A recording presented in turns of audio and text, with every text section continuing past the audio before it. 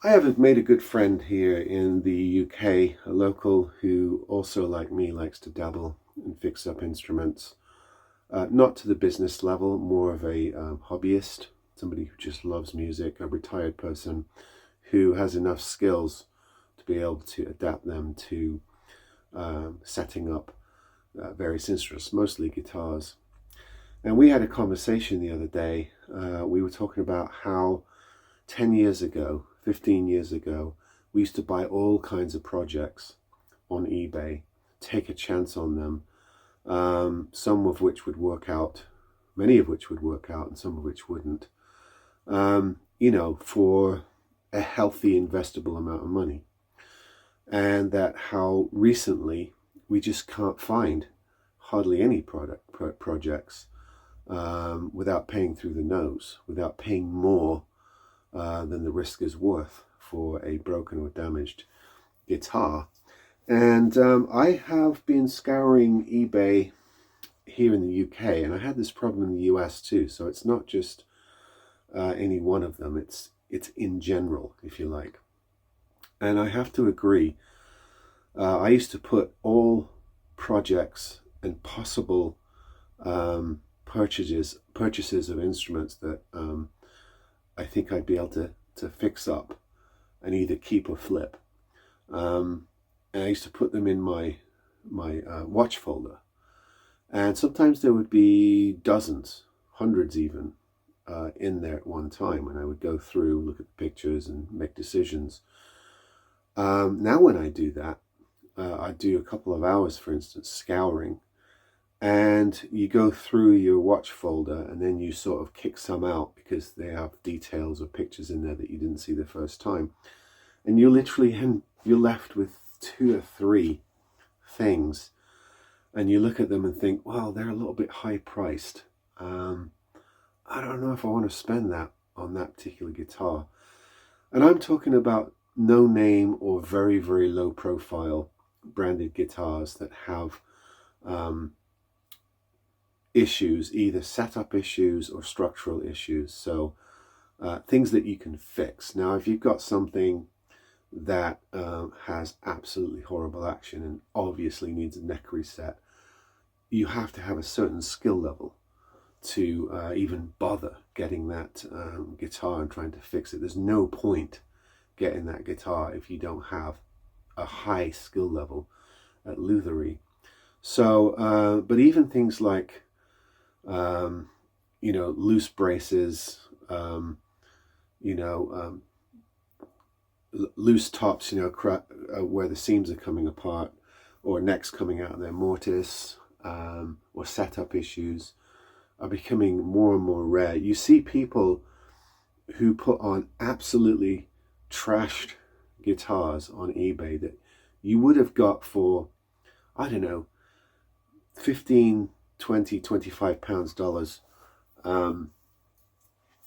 back in the day, and there people are wanting 100, 120, 150, something like that for it. And you go and look at the new price, and it's only 10, 20 more than what they're asking for one with a broken neck or a split top, or some other fairly grievous issue. And it's really just kind of killed the market in a way and made things harder to find. And if you have time to go and physically scour around and find stuff in secondhand shops, flea markets, that sort of thing, you might be able to avoid the whole online market altogether. But for most of us, particularly guys my age, we kind of grew up with being able to get stuff on Reverb, eBay, and other various auction sites or even websites. And it's just getting harder and harder. The reason being is, and we can't complain about this, but more and more people are turning their hand to let's say hobby level lutherie, because there's so many informational videos now on YouTube. A lot more people are sort of dabbling in guitar work than say 10, 20, 30 years ago, where the information wasn't readily available. I remember when I started in a violin shop back in the mid-90s, it was almost like trade secrets. It was almost like infiltrating a secret society and getting information, repair techniques. They were well-guarded secrets. People did not give that information away because the competition was really, really strong between different shops, different luthiers, things like that. Now it's all out there. It's all over the place, and there's good and bad. There's good information on YouTube and there's bad information, but there's lots of information. So if you find a guitar with, say a top crack or a back crack, and you have a slight bit of skill, there's no reason why you can't watch videos, buy some clamps, get some glue, and figure out, how to do a reasonably decent repair and make that guitar playable. This wasn't the case 10, 15 years ago. So a lot of those things sat on eBay until people with confidence or ability would buy them. Now they're getting snapped up, the prices are going up, people realize they can get more for them. And it's getting harder and harder to find bargains and or projects. And this video is mostly about projects. I remember when I used to be able to get Airlines, K's, Montgomery Ward, Sears, all those old Americana guitars for pennies on the dollar, $10, $20, $30. They were a lot of work. They almost always had terrible action. Those of you who collect or have worked on those guitars know exactly what I mean. Now I find harmonies and things like that for triple, quadruple that price. Things like old Echoes, the old Italian guitars, which some of them had steel reinforced necks, some of them didn't. If you find the old ones, they always need a ton of work. I remember getting those for 30, 40 quid each, or dollars each. Now they're all, upwards of 120, 130, 140.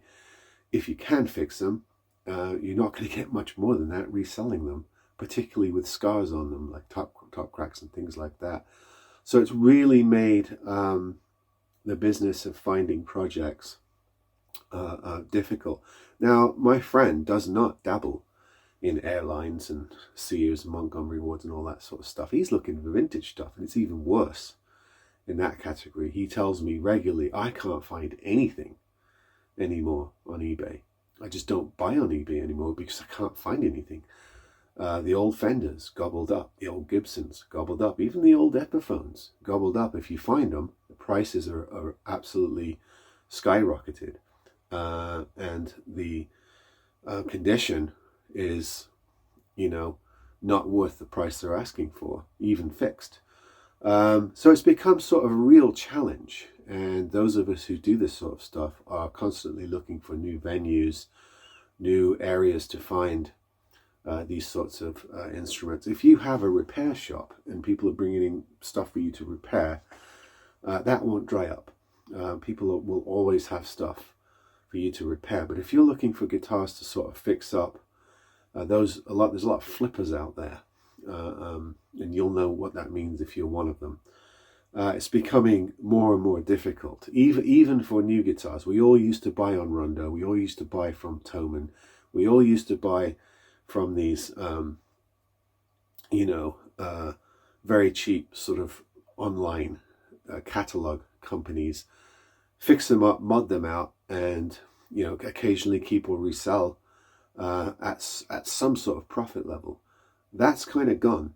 When I see used Harley Bentons on eBay, or the other online, sort of the Rondo stuff, or the guitar fetish stuff and things like that. It's people are wanting close to the catalog prices for used and even damaged ones. It just makes it less and less viable. So it's not a complaint, it's an observation, and I'm wondering where it's going to go. I'm wondering what the future holds in this particular area. If there will be a flex in the market, if things will change drastically, if something happens, if demographical shifts change all this. a lot of people are retiring, a lot of boomers are retiring and buying up old guitars and projects and things to work on in their garages. I wonder if this will change, if there'll be a shift in all this and we'll get the golden age back, sort of the early eBay years, where there's so many options and things that you could buy and apply yourselves to, or if that's pure nostalgia and we're living in, sort of vain hope that things will somehow come back around when in reality they probably won't. Anyway, give me your thoughts, because I know a lot of you dabble, whether it's just for your own collections, whether it's for reselling, whether it's for just reviewing on your channels. I'm not saying it's dried up completely. There's stuff out there. I'm just saying it's becoming more and more of a challenge to make it work financially. But anyway, let me know what you think. I look forward to your comments. See you later.